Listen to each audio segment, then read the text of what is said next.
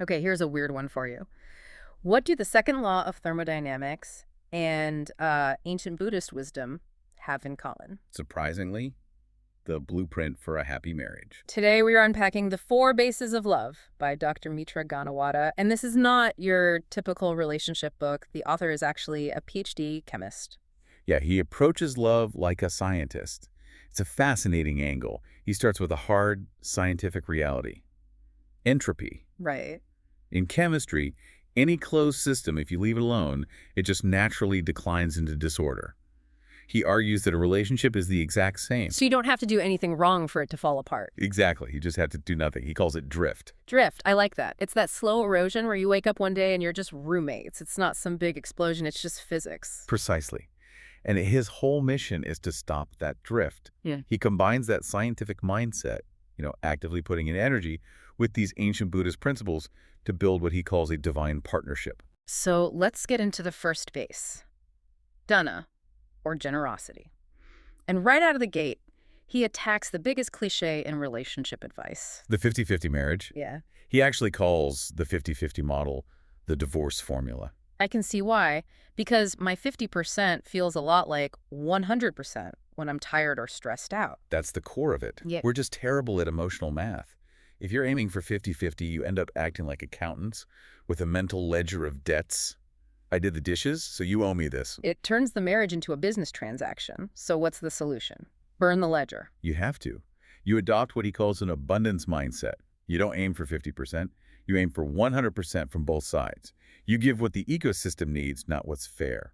I like that. So how do we apply that when things get heated? Because he gives some very specific tools here for piavako, or pleasant speech. The biggest one for me was the voice or face rule. Oh, I've broke this one so many times. Never argue over text. Never.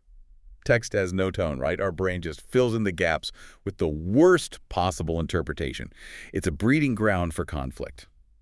That connects to the next one, athakarya, or active partnership. He makes this distinction between being a force multiplier versus just a helper. And being a helper is, well, it's kind of annoying. It is. Because a helper, or he says an intern, waits for instructions. They say, just tell me what to do. Which sounds helpful, but it's not. It forces the other person to still be the project manager. I still have to notice the problem, figure out the solution, and then delegate it to you. The mental load is still all mine. Spot on. An active partner anticipates needs. You see the trash is full, you just take it out. You're taking weight off your partner's mind, not just their hands. He also gives this great visual for conflict, the geometry of conflict. Yes. Usually we argue facing each other. It's me versus you. He says you should literally move. Sit next to your partner, put the problem like a budget spreadsheet in front of you both. So it's no longer me versus you, it's us versus the spreadsheet. Exactly. It creates a team dynamic, which leads right into the final base. Samanatata, radical equity. This is the co-CEO mindset. I think this is tricky for a lot of couples because out in the world, there are hierarchies. Someone might make more money or have a bigger career at the moment.